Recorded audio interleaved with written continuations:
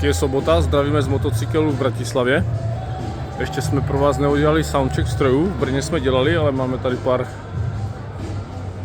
nových kousků, takže pojďme na to pro připomenutí GS-ko.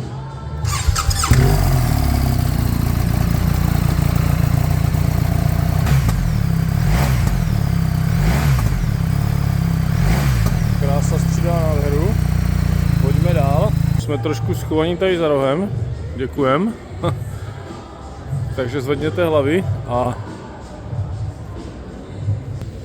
Africa Twin.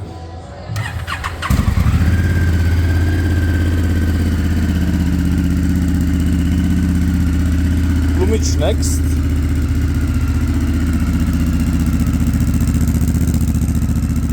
Pro koho by to bylo příliš, máme tady novou konzervativní variantu, plně homologovanou pro Afriky od roku 2021.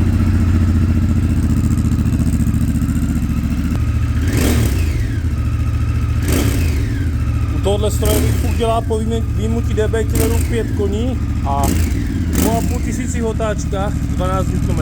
Obrovská změna, každý majitel, co to pořídil, avizoval, že motorka jde výrazně líp. Je to celkem unikátní situace. U jiných strojů to tolik není. Klasika všech klasik. Když se řekne motocykl, většina z nás si představí něco takového. Triumph Bonneville T120 z roku 2023, už v normě Euro 5 plus, pardon Euro 5. A tenhle systém obsahuje katalyzátory tady na vstupu.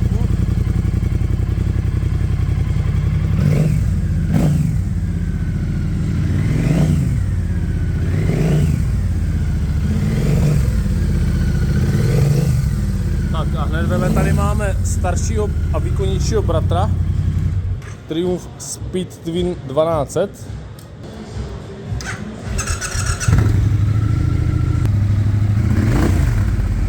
Asi nejkrásnější zvuk, co tady máme. Naprostá pecka.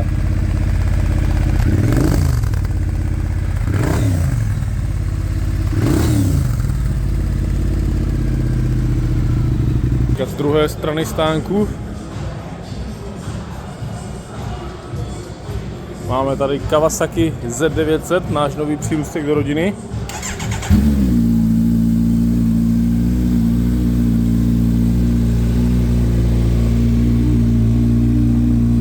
Nádhera.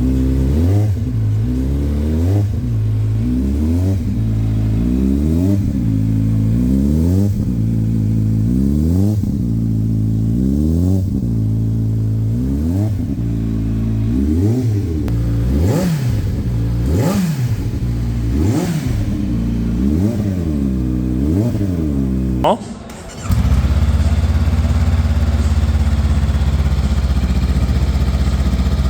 Honda NX 500.